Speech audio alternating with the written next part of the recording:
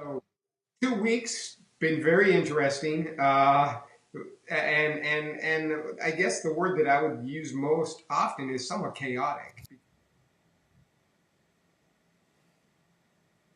As an American, I understand the need to protect the homeland. That is not, and I don't think anyone doubts that there is a need to protect the homeland from terrorism. I think everyone would agree with that. Is this the vehicle for doing so? I don't think so, and that's because look, the real effect, the real impact of this is you choose just take one country, take Iraq, right? We're actually working with the Iraqis, fighting with the Iraqis against ISIS. We'll get to each country separately. The base level is, look, he is doing it in the first 2 weeks of the office because he wants to prove that he's keeping to his campaign promises. So it's a lot of posturing, not as much as policy. Now let's start discussing. Well, I mean, it is. Look, you can say what you want about Trump. He has tried to fulfill the campaign promises he made, and this is. I mean, he talked about a ban on all Muslims entering the country. This is not that extreme. First of all, let's divorce this whole thing from calling it a Muslim ban. Al Jazeera is calling it a Muslim ban. I think it's a very bigoted statement because it's not a Muslim ban. It's Well, a it's a ban ban, on nevertheless. seven predominantly Muslim Dude, countries. they represent 11% of the Muslim population of the world. How is that in any way a Muslim ban? It's not a. 11%.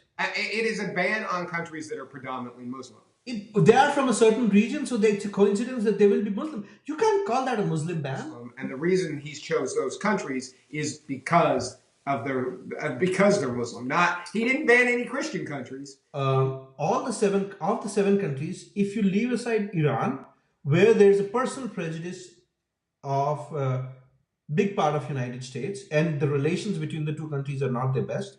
With all the other countries, those six countries are at the brink of a civil war or are in a very bad state. So they didn't have institutions to do the correct background checks, to give the correct police certificates of anyone who's applying for the visa. Do you agree to that? Except Uh, Iran. Yeah. B, now, those countries don't have enough infrastructure to provide good information about all the people who go through their airports towards America. Is that true or not?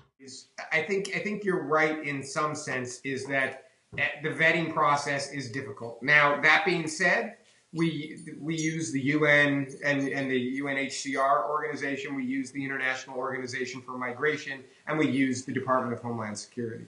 And I think you're right. And having seen the vetting process work from the State Department optic, it is a 2 to 3 year process for countries that may have a predominantly Muslim or have a terrorism problem.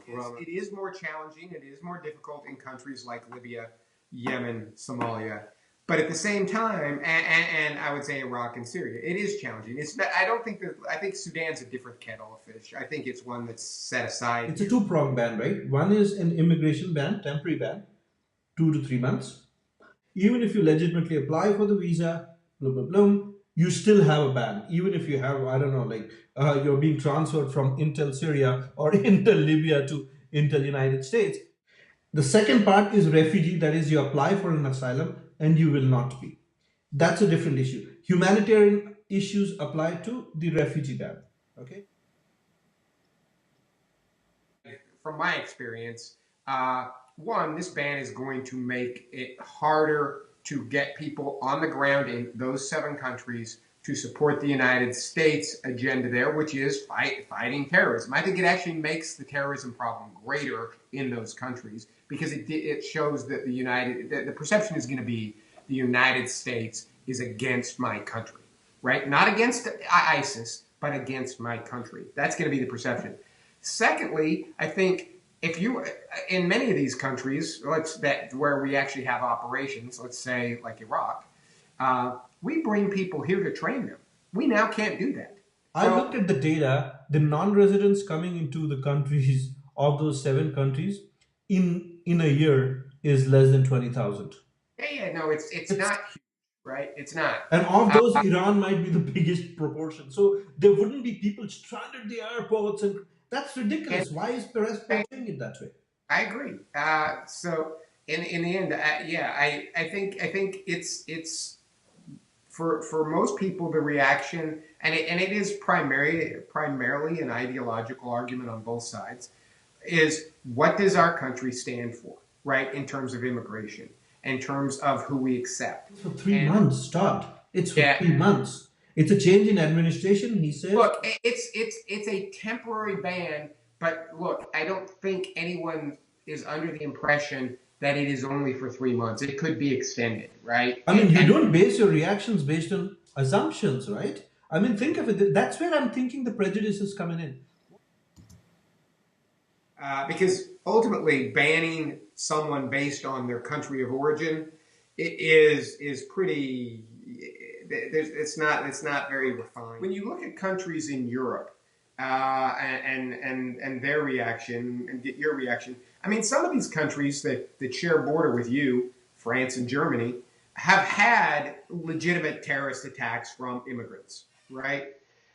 And yet their reaction seems to be, this is not what we're about. John, I'm an immigrant. I want to correct you. You Have remember how you say that this is not what we stand about? Let's take the Western countries: America, France, Germany. What you're saying is that we don't stand for discriminating entry of people into a country based on nationality.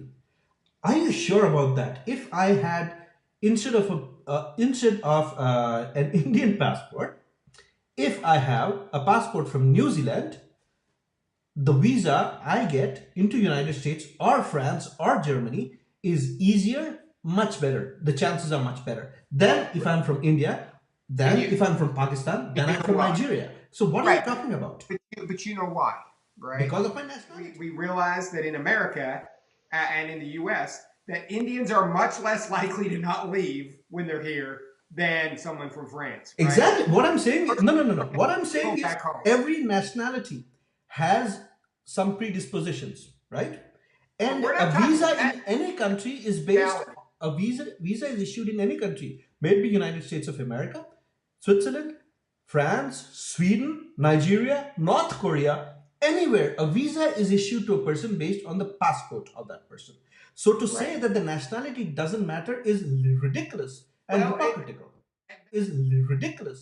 Is ridiculous. What I want to talk about as the last thing about this topic is the whole process for vetting, not just for visas, but for asylum, because you have the experience, and in some of these countries, right?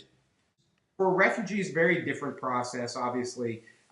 First off, you have to be accepted as a refugee by UNHCR. I have been part of the vetting process for Sudanese as well as for Somalis, and also served in the embassy in Syria, but I wasn't part of the consular effort there, so can't really speak to that. But there is broadly a pretty detailed vetting process.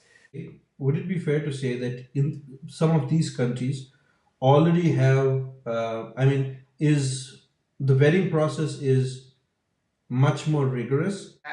I think we can agree that part of this is could be vetting process. It seems to be decision by the White House and not necessarily always a coordinated or I think informed decision.